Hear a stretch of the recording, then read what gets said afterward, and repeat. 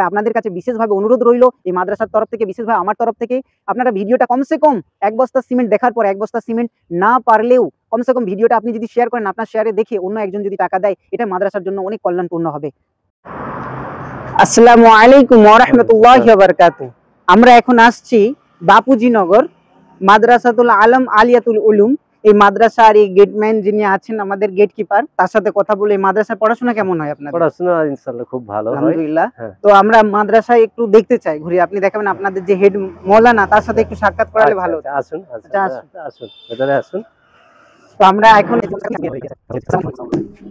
আমরা এখন যাই। তো ছেলেদের যে থাকার জায়গা,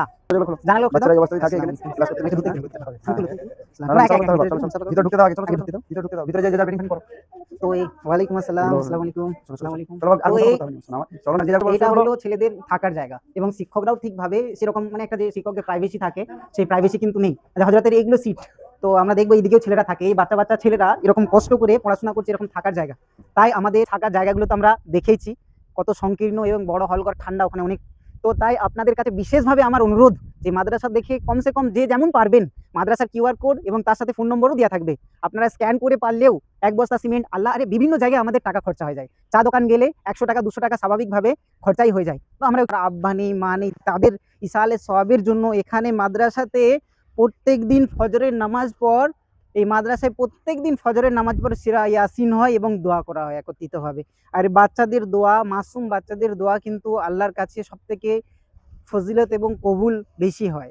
তাই আপনাদের কাছে অনুরোধ, হযরত তো আছেনই, দেখুন আমাদেরকে দেখে আসছেন, হযরত মৌলানা আছেন।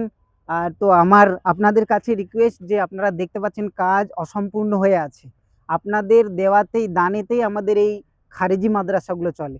যদি আপনারা একটু সহযোগিতা করেন, ইনশাআল্লাহ খুবই তাড়াতাড়ি হবে। আর এটা যতদিন থাকবে কিয়ামত পর্যন্ত আপনি সব পেতে থাকবেন, সদকায়ে জারিয়া হয়ে যাবে। তাই আমরা আগে এবং আমাদের যারা চলে গেছে আত্মীয় স্বজন, তাদের জন্য আমরা যদি কিছু করে রাখি, ইনশাআল্লাহ এর ফজিলত আমরা ঠিক পাবো কিয়ামতের দিন। তাই বেশি বেশি করে আমি বলবো, এটাকে আপনারা কমসে কম যদি না পারেন, এই ভিডিওটাকে শেয়ার করুন। হয়তো আপনি না পারলেও অন্য একজন মুসলমান ভাই দেখে 100 টাকা, কমসে কম 100 টাকা এক বস্তা সিমেন্ট, একটা কোরআনের দাম দেবে। এখানে কোরআনের পাখি তৈরি হচ্ছে। এখান থেকে দিনের একটা প্রতিষ্ঠাতা এমন, যেখানে দিন প্রচারের জন্য পড়ানো হয়, দিনের খিদমতের জন্য।